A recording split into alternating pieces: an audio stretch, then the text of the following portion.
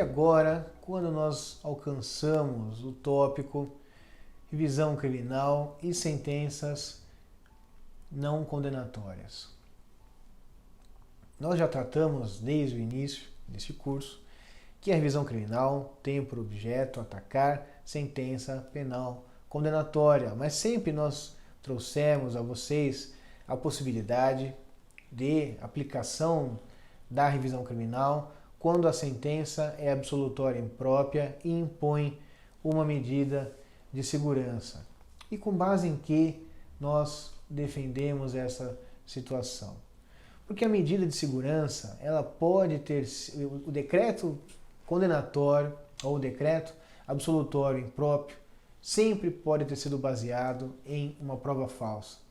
E a medida de segurança pode, assim como um decreto condenatório, também ter sido baseado, por exemplo, em um laudo médico falso, produzido, por exemplo, por terceiros, para que queira que o condenado cumpra medida de segurança. Passe, por exemplo, o resto da vida em um manicômio judicial, ou passe, pelo menos, o tempo previsto naquela pena, no caso concreto, mas isso é uma discussão para uma outra oportunidade. Mas vamos supor que há um laudo falso, produzido por um terceiro, que leve o juiz a crer que aquele réu é inimputável. Então, aplique uma sentença absolutória imprópria, decretando ali um tratamento ambulatorial ou, em casos mais graves, uma internação em hospital psiquiátrico. Então nós temos aqui a possibilidade então de manejo de revisão criminal contra uma prova falsa, contra um exame falso que vai gerar a desconstituição daquele decreto, no caso absolutório impróprio, e vai produzir algo benéfico ao réu, como por exemplo uma absolvição, ou até que seja anulado o processo e seja produzido desde o zero uma nova possibilidade de condenação, mas dessa forma mais justa, sem que tenha sido amparada em algum erro ou alguma prova falsa.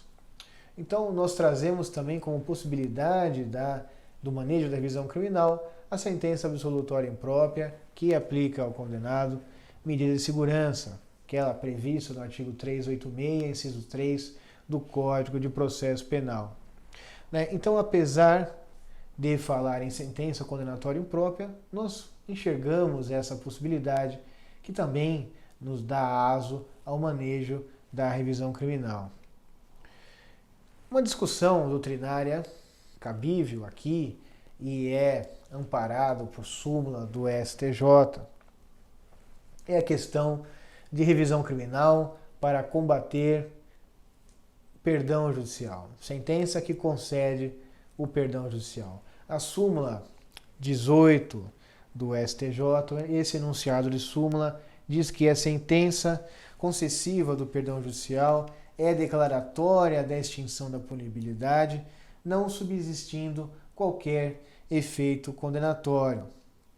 No entanto, nós entendemos que o perdão judicial, para que haja o perdão, e o perdão é concedido em diversos motivos, por diversos fundamentos, o perdão judicial ele pode ter sido concedido, por exemplo, verbis gratia, contra a prova dos autos.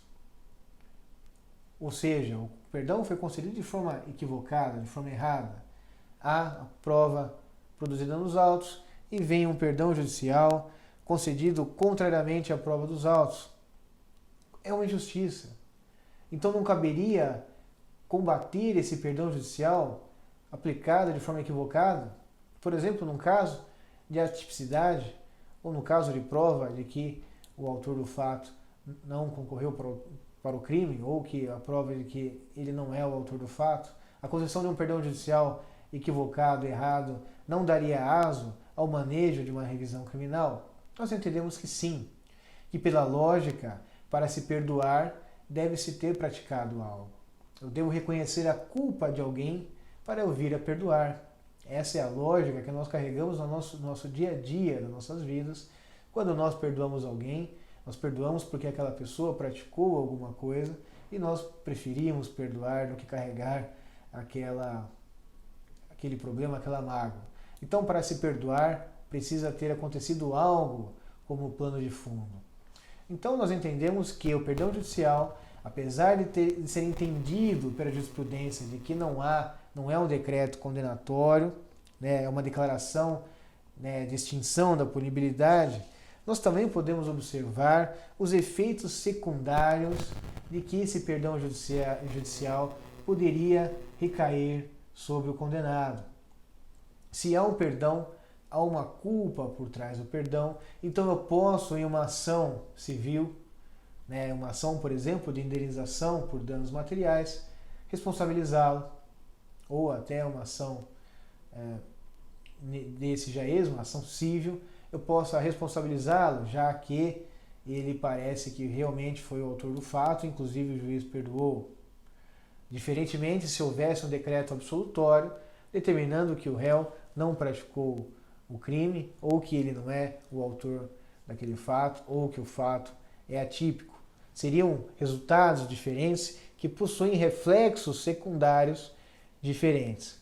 Então nós entendemos que o perdão judicial é possibilidade de manejo da revisão criminal, porque apesar de ser entendido pelos tribunais ou por parte da doutrina como uma declaração de extinção da punibilidade, nós não podemos nos esquecer dos efeitos secundários que essa decisão pode recair sobre o condenado, sobre o cliente, sobre o réu.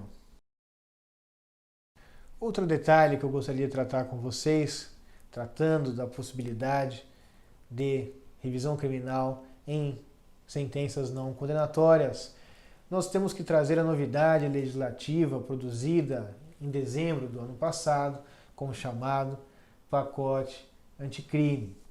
Nós temos que trazer para vocês, então, o nosso entendimento particular de que não caberia revisão criminal contra a celebração de acordo de não persecução penal. Então, nós entendemos de que não cabe revisão criminal contra a celebração do ANPP, o previsto agora no novel artigo 28A do Código de Processo Penal. Da mesma forma, a transação penal prevista no artigo 76 da Lei 9.099 e a suspensão condicional do processo, ante o fato de que em nenhum desses casos existe propriamente aplicação de uma pena ou de uma medida de segurança. Então, nós temos essa posição que nós estamos aqui defendendo e, por enquanto, não temos pretensão de mudá-la, de que não caberia revisão criminal contra acordo de não persecução penal, o ANPP, ou contra a transação penal, ou contra a suspensão condicional do processo, por não se ter ali uma pena ou uma aplicação de medida de segurança.